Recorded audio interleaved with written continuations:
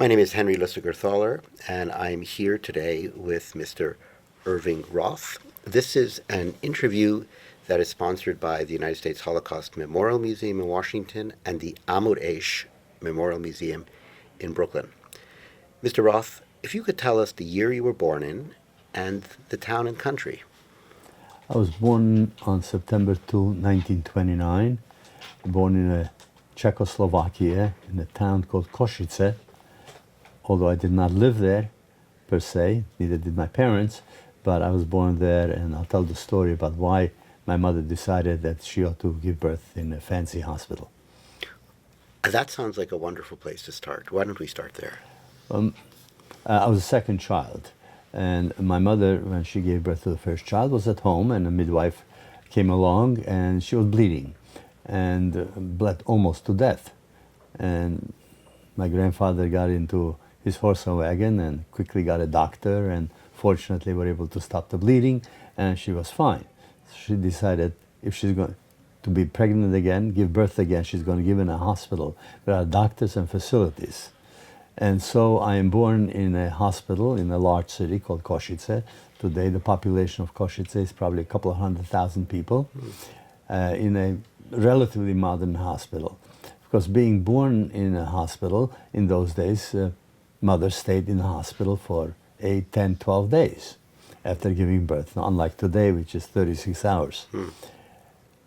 Now, the problem becomes that I'm a Jewish boy, and my mother and I are both in the hospital. What do you do about the Brit Milah on the 8th day? Well, I have the distinction of having a Brit Milah in a very fancy kosher restaurant in Košice.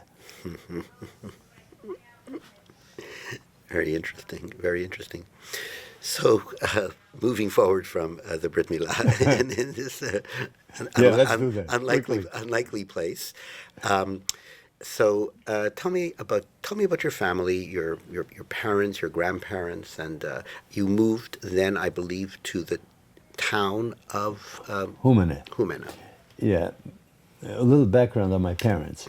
My father came from a small village near Košice, it turns out, and at age 18, which was 1914, he was in school and also went through something called what we call today ROTC. And so he graduates in June and war begins. And so he winds up in the Austro-Hungarian army as a second lieutenant. Fascinating. Now, in 1914, winds up on the Russian front for almost 4 years. He is a heroic type figure, fights well, understands tactics, I suppose, and by the time the war is over, he's a major in the Austro-Hungarian army, a decorated soldier, a religious and observant young man who puts on tefillin every morning in the foxhole, who needs permission from his rabbi to be able to eat. Why? Because it's not kosher. In those days, the army did not provide kosher food. And gets permission from the rabbi because he has to sustain himself and survive. Fortunately, he survives, and of course, World War I ends in 1918, and there is, of course, a parade for my father. Why? Because he is a decorated soldier. In fact, one of his medals was pinned on his chest by none other than the Emperor, Franz Joseph. And not only that, my father told me, he not only shook hands with the Emperor kissed him on both cheeks. There are very few people in the world who can tell you their father was kissed by the Emperor. And also in the Jewish world. Certainly in the Jewish Franz world. Joseph was while he is an a great man. While he's an observant Jew. And eventually meets this young lady, my mother, and they get married and have children. And eventually they wind up in a place called Humene, which is a city of about 7,000 people in 1935. And it's a family of 3 generations. My grandfather and mother, my parents, and my brother and I live in the same house. And from my perspective and my recollection, that was fabulous. Because I learned very early in life that parents can be difficult. They often say no. Grandparents rarely. So if one really wants something, and you know there's a possibility of a resounding absolutely no way, you don't argue, you go to your grandfather, you tell him how much you love him. And the rest of it is history. Now, one additional thing about my grandfather, my mother's father, he was child-oriented. I was able to play with him. He played with me. He did projects with me. In fact, one of the things that I recollect early in my schooling is that the projects that I did, I always did very well. The reason for it because my grandfather did them. And he was good at it. How nice. How nice. What a nice connection. What a nice connection to a grandfather. Absolutely. If I, as children often will tell you, I am bored. And I would say the same thing, no different. And so he would figure out how to occupy me. He would even play cards with me. My grandmother used to tell him, you play cards with everybody, including children. And she used some adjectives like you old fool or something, but I loved my grandfather. And what did your grandfather do? My grandfather, by the time it's 1935, 1930, he's semi-retired, but with the semi-retirement, he's also in the business together with my father. They were in the lumber business. The basic product they were involved in is railroad ties, making railroad ties. How do you make a railroad tie? You chop down large trees, you use the trunk as a base for it, and you have people come in, take the trees down, shape it into a railroad tie, and then you ship them all over Europe. On an average year, they would ship 50, 60, 70,000 railroad ties all over Europe, including England. So it was a profitable business. It was a Jewish household, which means that all holidays were observed, that there's some nice things about remembering those holidays. Why? Because particularly Shabbat too. On Friday nights, every man goes to shul. But there are orchim, there are people who are traveling through town, people who don't really have families. And so on almost every Friday night, we would have 1 or 2 or 3 people that Grandpa would bring with him to dinner. So it was always, Friday nights were always, you might consider in some sense a party. Mm-hmm.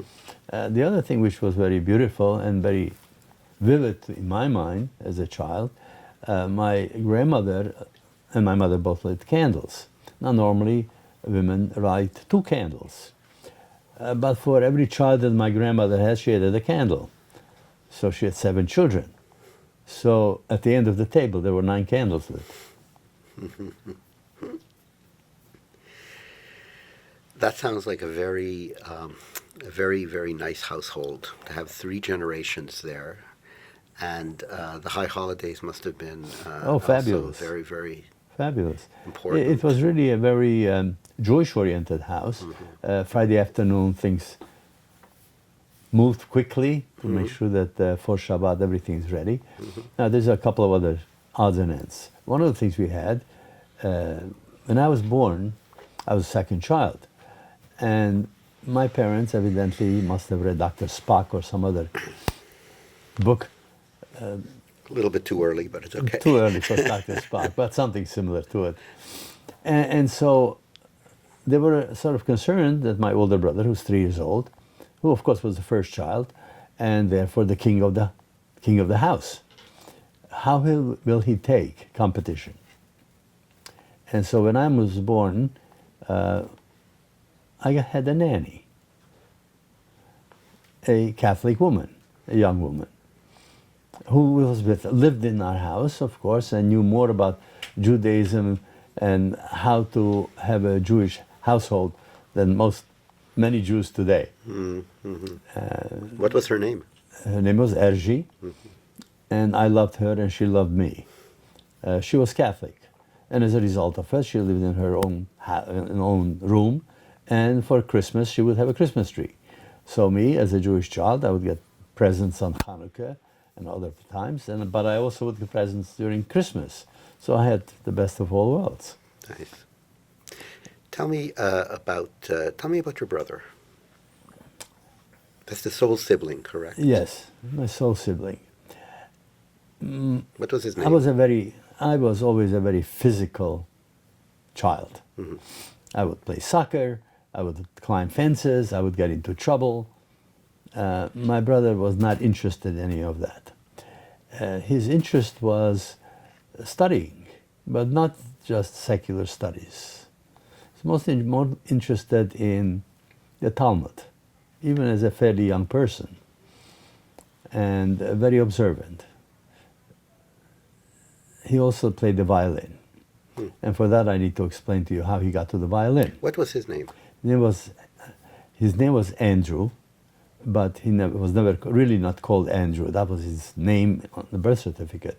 The nickname for Andrew in Hungarian is Bandi. Bundy. And so he was Bandi. One year, I used to visit some cousins in another village, maybe 3-4 hours away. And I had what is referred to as a quater, which is a godfather, I guess. He also lived in the same place. So when I would go and visit my cousins, I would also see him. And I would stay with them 1 or 2 days. He had no children. He was married, but no children. And at the end of every vacation, which was maybe a week or 2 weeks that I would stay with my cousins and him and all that, I would get a present. And one year, I about to leave, and there is this present. It's a black box, a sort of odd-shaped box, and sits on the table, and he says to me, like, it's for you. I flip it open, and there's a violin in there. So here I have, like 7, 8 years old. I got a violin. I'm off going home. Take the violin with me.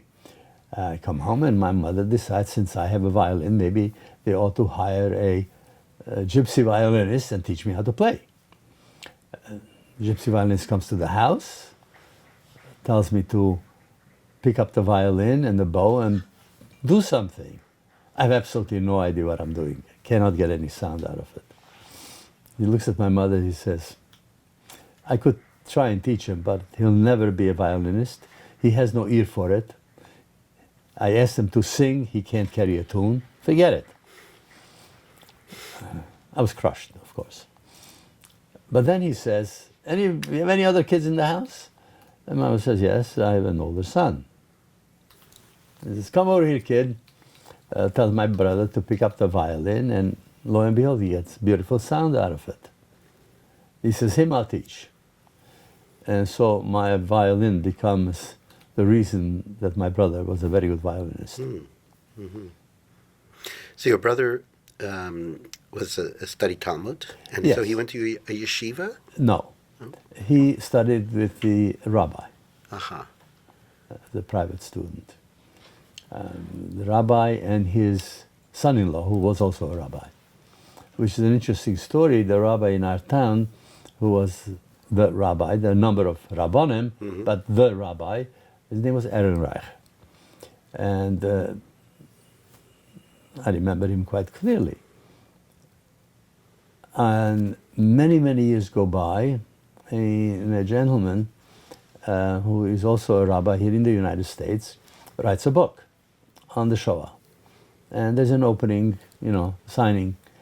And in the conversation, he finds out that I'm also a survivor, as he is. He's from Romania, and we talk. And he says, so where do you come from? And I tell him, from Humene. He says, Humene? I said, what kind of place was that? I said, why do you ask? He says, well, it sounds to me like it's like some kind of backwater town.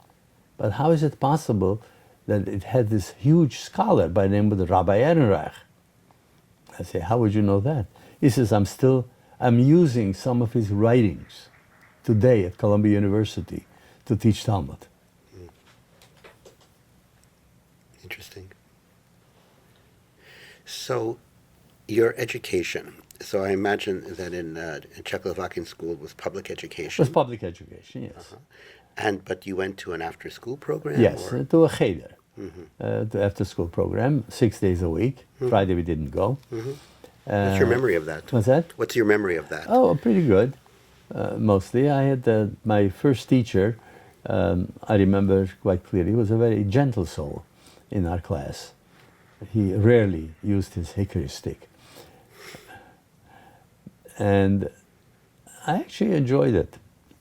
It was something novel, and I learned many things, of course. But as time went on, rather than continuing the cheder, my father decided that maybe a more intensive private education. And so there was a gentleman who was a melamed. He was not a rabbi. Had a number of students, and we would go there every day, 6 days a week, for 1 or 2 hours. And there we spent time doing various aspects of study. One of the most interesting parts, looking back, was the fact that at a very early age, already maybe 8 years old or so, one of the things we did, we spent 15, 20 minutes each day translating the Siddur and understanding what it is that we're praying. And I find that later in life, of course, I